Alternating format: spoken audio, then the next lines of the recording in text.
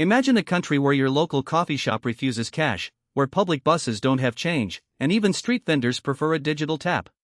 A place where less than 8% of all transactions use physical money, down from 40% just a decade ago.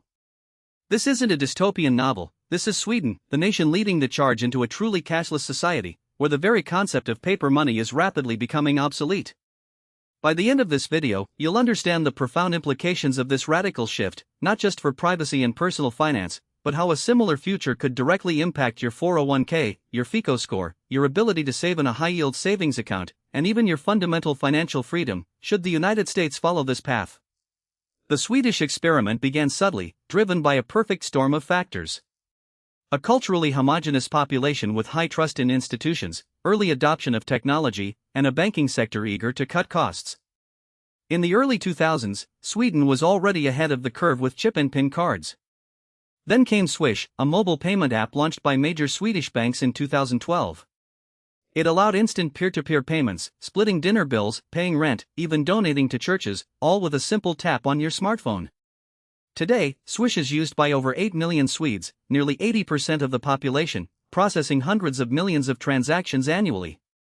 The result? Physical cash has virtually vanished from daily life.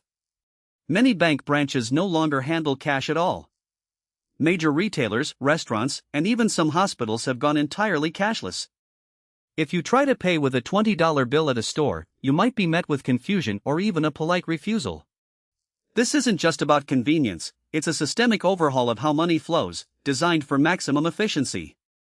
But here's where it gets interesting, and potentially alarming for those of us in the US. On the surface, the benefits of a cashless society are compelling. Crime rates, particularly street robberies and bank heists, have plummeted. Handling physical cash is expensive for businesses, involving security, counting, and transportation, costs that are eliminated with digital payments.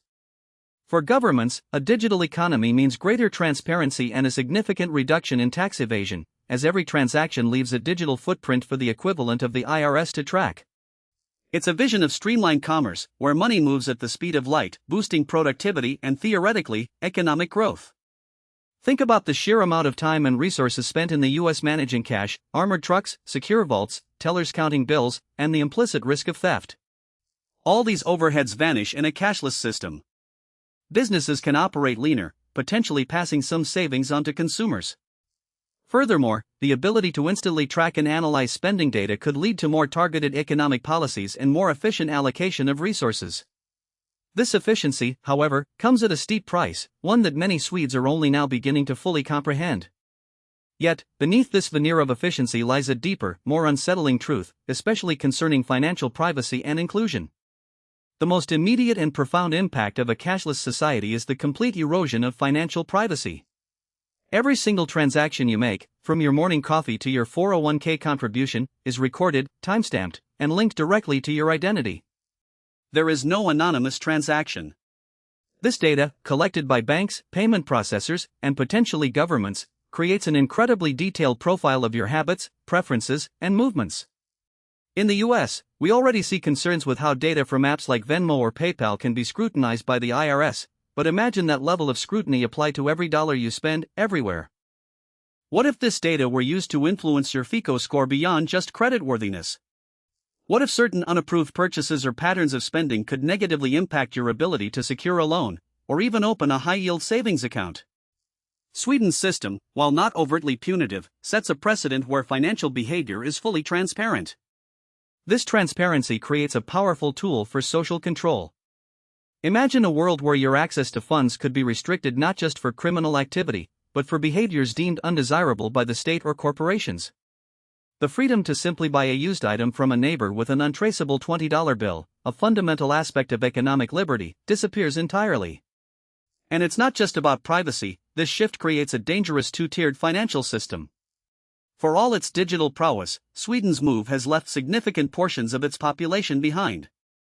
The elderly, for example, many of whom are not tech-savvy, struggle with digital payment systems. They can't pay their bills, access public transport, or even buy groceries without relying on others. Immigrants, particularly those new to the country without established banking relationships, face immense barriers to participating in the economy. This creates a deeply unequal system where access to money, and thus to daily life, is predicated on digital literacy and inclusion in the traditional banking system. Consider the implications for the unbanked or underbanked in the US, a population that often relies on cash for daily necessities. If the US were to go cashless, millions would be locked out of the mainstream economy overnight. Furthermore, a purely digital financial system is inherently vulnerable. What happens during a widespread power outage, a major cyber attack, or a system crash? If all your assets, from your Roth IRA to your emergency savings in a HYSA, are purely digital, and the system goes down, you could find yourself with no access to funds. The physical resilience of cash, its ability to function independently of networks and electricity, is a powerful safeguard against systemic failure. So, is the US truly immune to this trend, or are we already seeing the early warning signs?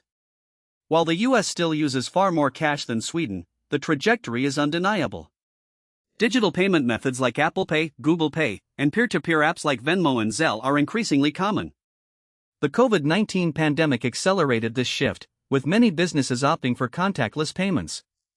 More significantly, the Federal Reserve has actively explored the concept of a central bank digital currency, or CBDC, essentially a digital dollar issued directly by the Fed. A US CBDC could profoundly reshape our financial landscape. Unlike the digital money in your bank account today, which is a liability of a commercial bank, a CBDC would be a direct liability of the central bank. While proponents argue it could increase financial inclusion and streamline payments, critics warn of unprecedented government surveillance. Imagine the IRS having real-time access to every dollar you send or receive.